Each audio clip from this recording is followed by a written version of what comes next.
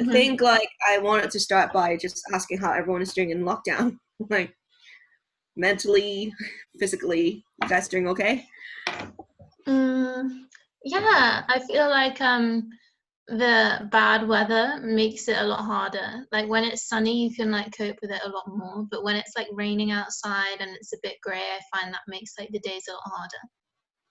Yeah, it just feels like the day is longer. Yeah. Yeah, I think I'm like getting a little stir crazy at home. Yeah. Like I've been trying to roller skate, right? But like I can only roller skate that much at home, like which is from my desk to the kitchen table and then back to the desk and then to the kitchen table. And I just look really silly doing that. Yeah. So yeah, I'm trying to I'm thinking of getting out and going out at like really late at night when there's no people. Yeah. How about you, Ming? How are you doing in lockdown? Not bad. Yeah, just busy with work. Trying to keep sane. Yeah. Yeah. And you know what's funny? Now the government is easing the lockdown. The weather says no, you're gonna stay in. Yeah. You want to stay in. Yeah. Like stay safe. Stay inside. Yeah. Well, I hope everyone has been cleaning like vigorously, especially if you go out and come back. I feel like one of the most effective way to deal with, any pandemic or any like sub of illness and bacteria and viruses is to make sure that you keep a clean house. And what we're gonna do today is like a fun activity that you can do at home, which is basically using orange peels and vinegar to make your own cleaner. And I'm not lying because I use it at home. This is the actual spray bottle that I spray surfaces and clean with. And this is the one that I've been making for like days. And yeah, and it's the easiest thing you can do, and it's really cheap. Like surface cleaner, when you go out and buy it, it's not the cheapest thing you can buy. And this is like you can get like 5 kilos of like vinegar for like maybe a few bucks. It's very cheap. Does it smell very strong because it's vinegar? It smells very strongly of oranges because of the oranges you put in it. But one way you can do things to make it smell like other things is to put in like essence oil. And that usually helps. And the other things that you can do if you have like a spice garden is that you can put in spices. Yeah. So it's really simple. These are some of the, so what you can do at home is, you should probably eat a lot of oranges because oranges have vitamin C. So what you do is that you collect the peels. You can keep it in the fridge. What I do is that I put it in a baggie and I keep it in the fridge. I actually do the same thing for veggie peels. So like when you make onions or like the tops of carrots, or like when you do like scallions and you have the bottom, you can save all of that in the freezer and you can make stock from it. And that's how I make most of my stock, is like saving up all the scraps and then boiling it. If you eat meat, you can also put in bones and stuff to make like a bone broth. If you don't eat meat, you can just use like veggies and salt. Yeah, so anytime you have like lemons, any citrus is fine, lime, oranges. The main idea of this is that the oil in the oranges, they break down when they react with like the vinegar, and over time it will basically provide a cleaning agent. And what you do is really simple. How long do the peels like last for if you put them in the fridge? So they last for a while, and usually depending on how big the stuff is, you can also, what you can do is start making a small batch and then increase the batch. So you can start putting it in vinegar and then add more vinegar and more peels as you build up. But what I like to do is to just make one big batch. So I either put it in the freezer or the fridge. And what you do is that you take a citrus, you cut out all the peels, you try to not have any meat in it. So it's just like this. And then collect them, either in a bowl or in a thing and put in the fridge. And then you take a clean container, glass is the best, or you can use the plastic that the vinegar bottle comes in, and then you kind of like put them all in.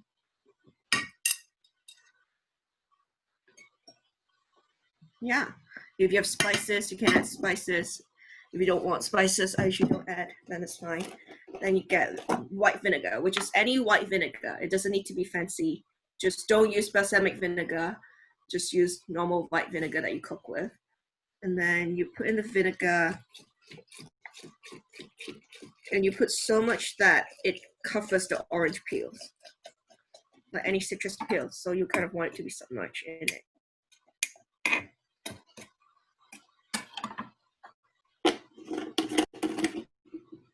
And then you can take whatever like essence oil that you have at home. So I have grapefruit. Mine I just want it to smell a lot like oranges. So I just put any citrus oil in it. So I put like a few drops of grapefruit. I like grapefruit. I have sweet orange.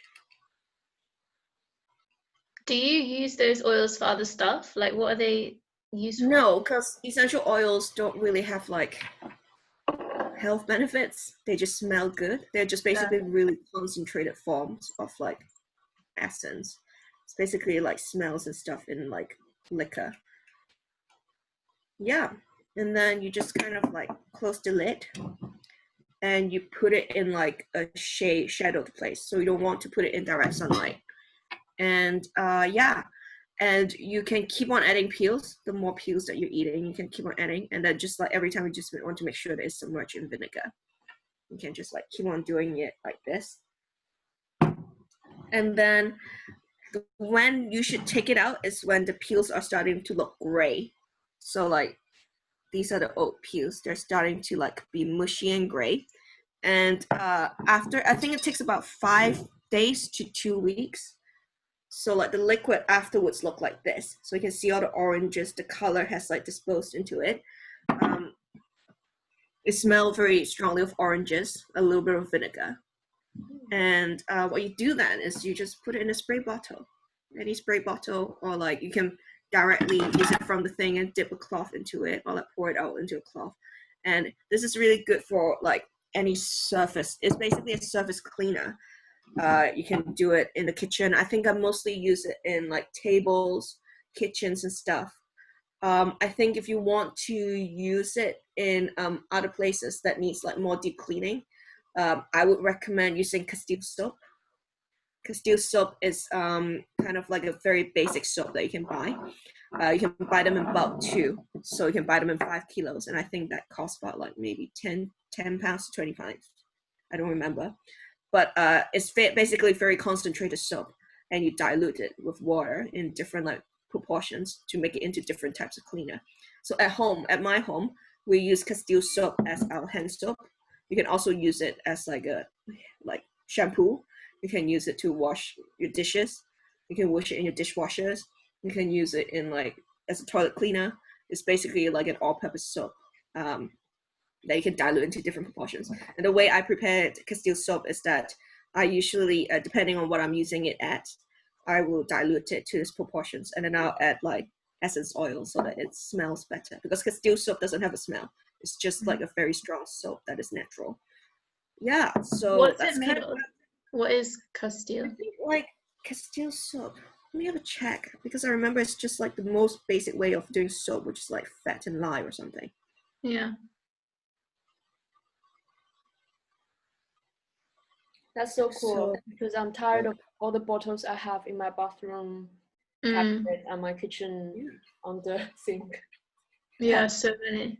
Yeah. And also like there's always like lots of different like purposes. So you'll have like a glass cleaner, the bath cleaner, and it's like that. Surely the ingredients are kind of all the same, but they have like different. They need like 10 different ones.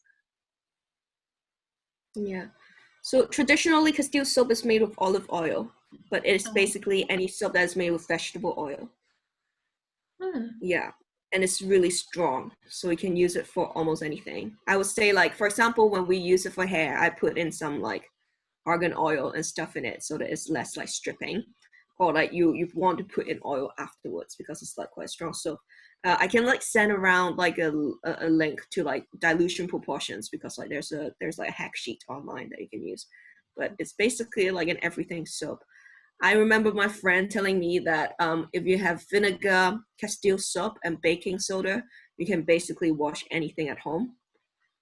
So, and it's usually a lot cheaper. And so I think a lot of people who are trying to live a more like waste-free life and keep hygiene up, which is very timely for right now when we're, in the lockdown, is to be able to, you know, make your own cleaner in bulk using like items that you don't need to go out and buy all the time, because these things are, they're all available in bulk size. You can buy like 5 kilos and it will probably last you for like more than a year. So it's Exactly. quite nice. Sorry, go on. No, I was just wanting to make a comment about how many bottles there are, and then I think the marketing in the commercial world encourage us to buy all sorts of products for the same purpose. And then I never know, for example, where does the empty bottle go. I mean, I know the plastic bottle goes into recycling, but then because it might have like all this very, very strong liquid in it, does it even fit into recycling? I have no clue.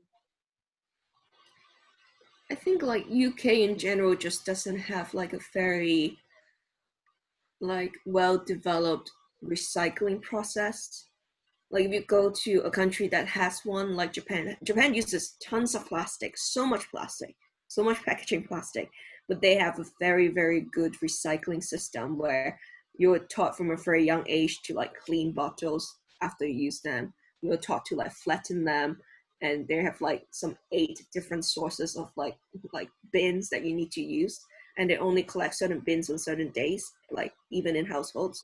But that's something that's kind of lacking in most like Western countries like UK, which is why like eliminating single-use plastic is so much more like useful, because the system itself is not well developed. So a lot of times when you throw something away, if you don't throw it into recycling, then it probably end up in the landfill where it will stay idle. Nothing will happen to it for hundreds of years. If you send it to recycling, what it used to do is that a lot of it will go to other countries where they get processed, because like UK doesn't have like a lot of recycling plants. It's not like a big industry here. And when it goes in other country, you can't really track it. You don't know what happens. People make promises that they're going to recycling it. And also a lot of the countries that used to process these, recycling plastic no longer want them. China said that they don't want them. A lot of countries are also stepping forward to like not buy these like plastics, because a lot of times they're not well like prepared. Secondly, it's no longer like a thing that people need to have. So yeah. What's the like antibacterial properties of your soap compared, like the Castile one, compared to like, I don't know, like a bathroom cleaner that you buy in the supermarket? Like I don't know what ingredients they'd even put in like a commercial cleaner. So I feel like commercial cleaner, a lot of them is bleach. okay. So yeah, which is basically like, it's a pretty harsh one. I think Castile soap is like soap. So the way that soap works is that they have like a hydrophilic and hydrophobic end, and they kind of surround like dirt, and that's why the bubbles is like when you scrub it, they kind of surround dirt, and then it'll protect it with like the other way. So when you like wash it, it will get like basically like drain down into the drain. So like whatever dirt and oils, they get stripped and then like drain down, and that's how like most soap will work. I think vinegar has like natural antibacterial like properties, and I think the oranges, I forgot like what is the properties of it. Let's see. I guess the orange is like acid. Yeah, and it smells good.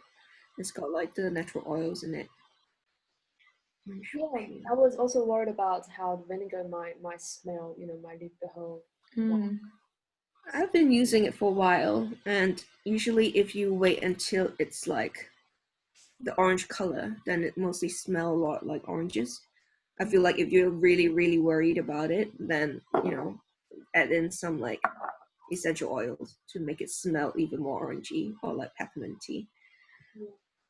Whenever I use the cleaning products from the supermarket, whenever I spray them, and then the smell is so strong, of chemical, sometimes I feel like I'm inhaling the particles from the cleaner, and I was like, oh, it was like pretty suffocating. So yeah, anything natural and equal. Yeah, I think it's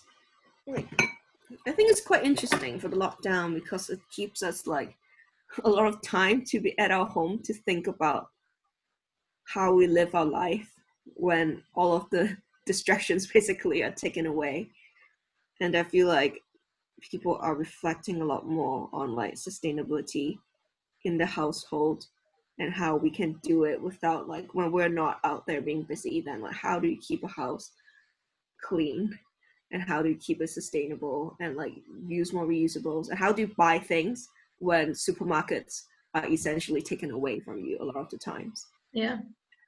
I feel like it coincides with a lot of stuff that CauliBox want to do, which, first of all, I think like when we're in the street markets, a lot of what we're trying to do is to encourage people to buy local, and encourage people to support like small producers. It's one of the ways you can be more sustainable is to like buy more locally, because they usually have like a shorter supply chain, and they're usually produced by more responsible like producers.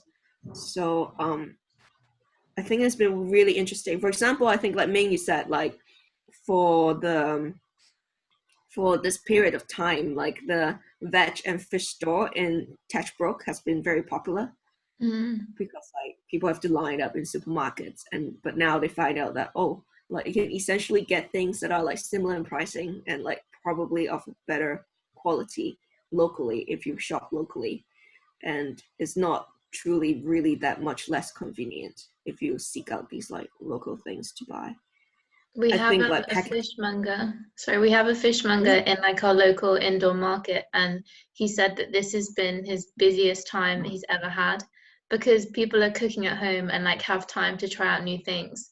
But also, I think because it is more of like a high quality product, it is more expensive. But I think because people aren't eating out, they think like I'm gonna make myself, like, sort of treat yourself on nicer ingredients and higher quality, which I think is nice. Yeah, definitely. I think like I feel like personally I always feel like sustainability is less about like stripping away things you, but enjoying those things you enjoy more mindfully and in a more responsible manner. Like you can reduce your intake of meat. You don't need to not eat meat. The problem is not us eating meat. The problem is that the meat that we eat are produced in a way that is not sustainable. And the counterpart of that is that you can eat more sustainable, higher quality meat in like a much smaller quantity if you like understand the value behind it and willing to spend a bit more money, but do it less. And I feel like there's nothing quite like the lockdown to like drive that home. In some ways, Yeah. and then good thing that came out of the lockdown is that people are just more likely to change behaviors because so much has been turned upside down. So Yeah. So hopefully people are more accepting or adopting sustainable behaviors themselves. I think like, but there's also like a danger to it, like as we come out of the lockdown. For example, like Starbucks now doesn't allow people to bring their reusable cups. Yeah. Which is quite interesting, because like you can't control the sanitization, I guess. And I think that's where CauliBox like was quite interesting how we fit in, because it's like the thing that we're providing is being able to continue this mindfulness about sustainability in a way that is commercially viable, which is like to have, people can control the sanitization, and there are like standards that can be installed in order to facilitate the reusability of different materials. And I feel like that's kind of what we're trying to do right in the beginning. So it's kind of weird that it works quite well in this situation. Yeah. Yeah. Hopefully it's like the mindfulness is something that will carry on, because I think like our society is very prone to like just jumping on crazes and then sort of like getting bored of it and moving on to the next thing. But I mean, obviously this was like a worldwide, had massive impact. So hopefully like the positive changes from it will be like carried forward instead of kind of being forgotten and everyone goes back to how they were before. Yeah. I feel like because right now there is like, after the lockdown, a lot of things will need to change. And this is like a really good opportunity if we're trying to enact any change to try it, because it's almost like we're given like a little bit of a reset button. And I feel like if we as consumers and we as normal people, everyday people, are able to push that forward and like put pressure on companies to be more sustainable as they like get back into, normal workings, this could be a very good opportunity for us to drive that home. And I feel like it depends on how we drive, like how we play it, and how we're able to, like, whether we want to pursue it. I feel like any movement that is social and environmental truly depends on the everyday person, because we are the one who are making the change. We're the one who is voting with the money that we have. And I feel like this is a very good opportunity that we have to have that direct conversation with the companies that we work with. How we're gonna like continue as life goes back to normal. What will be the driving factor for us to continue spending money on them and continue working for them and continue like engage in everyday activity. I think like it gives a little bit of leverage having this little break. Yeah, totally agree. And making it a social thing as well, because I think you're so right in saying that like the everyday person is the people that could make a difference. But it's like when you think you're in it by yourself, like if you think you're the only person in the UK making your own surface cleaner, you're like, oh, don't even care, like no one else is doing it, why should I? But as soon as it becomes like a social movement, and then you realize that your small difference makes a very big difference, then that's how I think we can make the change happen. I think there was like this quote about like you don't need everyone doing zero waste perfectly, but you want like 1 million people doing zero waste imperfectly. And I feel like that kind of encapsulates the thinking, is that we don't need to, like, we're human, like human are flawed, and there will be so many ways that we won't be able to do zero waste. I think zero waste itself is like a weird ask for people, because like the world cannot, like, will probably never be like post waste. But if everyone can be more mindful and take the small actions and, you know, buy things that is a little bit more sustainable, engage in activities that is a little bit sustainable, that is the thing that's going to push it over and like change the way that the industry work to show that demand. I think that's a great notion. Instead of just talking about zero waste, let's start from less waste. There. Yeah, I feel like in any movement, you don't want to be exclusive, right? You don't want it to like set up barriers so that people can't join. I feel like there should be some way for everyone to join anyways, from like the most cynical to the most like accepting. Yeah, if that like initial step seems like too unobtainable, then you won't even try at all. Whereas if it's just like small steps, it makes it seem much more doable. Yeah, definitely. Thanks. I don't know, like, yeah. Anyone have any questions? Anyone want to learn more about sustainability and stuff like that? Any like musings during lockdown about sustainability and stuff? I have a question. I was talking to my mum about just the boxes in general, and I couldn't give her like a really good solid answer to it, and I want to have one in my head for next time. But she was like, "Oh, but the boxes are plastic anyway, so surely that like obviously it makes a bit of a difference, but does it make a long-term difference?" And I couldn't like formulate the answer in my head that how using one box 10 times is like much better than throwing away single use loads of times. But like at the end of the day, there is still plastic, and I didn't know how to like fully say that it was still a better choice. I think in my own opinion, the enemy has never been about plastic. I think plastic is a very easy thing for people to like latch onto. Plastic itself is a very good material because like plastic lasts forever. Plastic is very durable. Plastic is very cheap and easy to produce and transport. It's lightweight. So plastic itself is not evil. But the problem that we're facing right now is that we have so much single-use plastic. Everything that we do has a piece of plastic that's associated with it that has a very short, you know, engagement time. For example, if you like, you know, when you go to the market and you buy things in a plastic box, it comes all the way from China for you to put food in it for 5 minutes or like the 20 minutes that you eat it and then immediately throw it away. And because it's a piece of plastic with food in it, you cannot put it in like the recycling unless you have some way to scrape it or like separate the plastic film from it. And so then it ends up either in the incinerator or it ends up in recycling. if you do all the process, or it ends up like in landfill, where you don't want things to land up in landfill, because in the landfill it doesn't break down.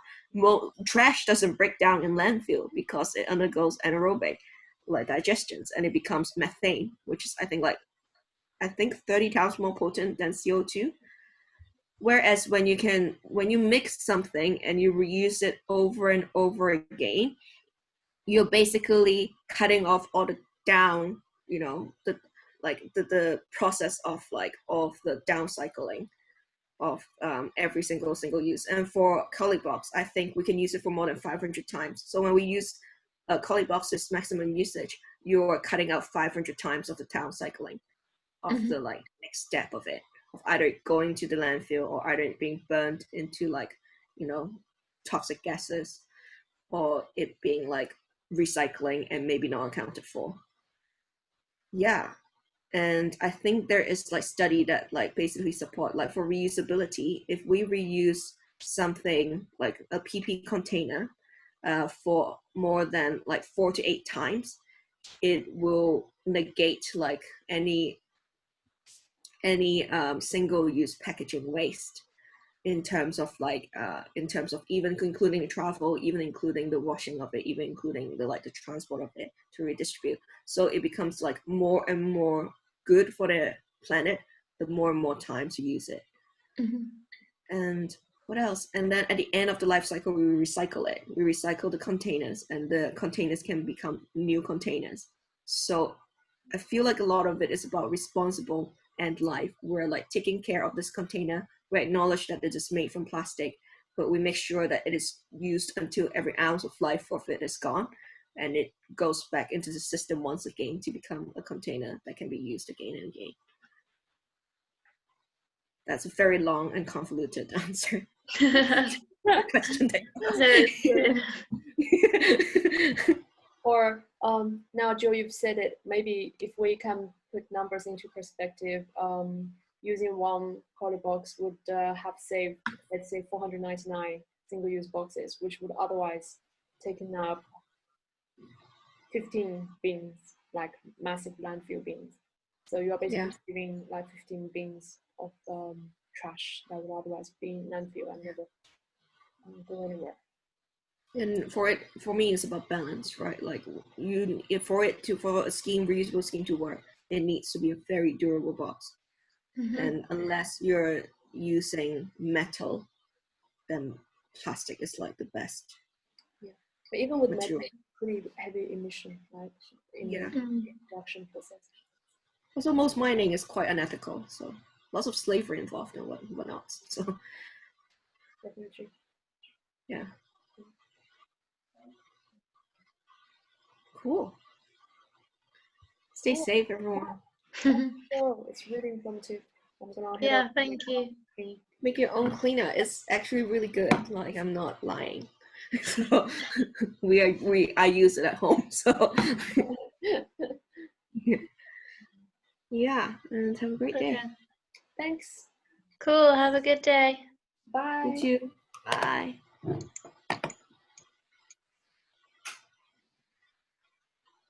Do you want to start recording? Yeah.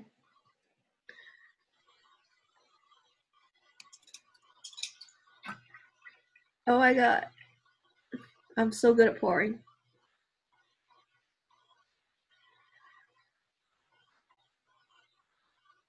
Oh wait, that's too much.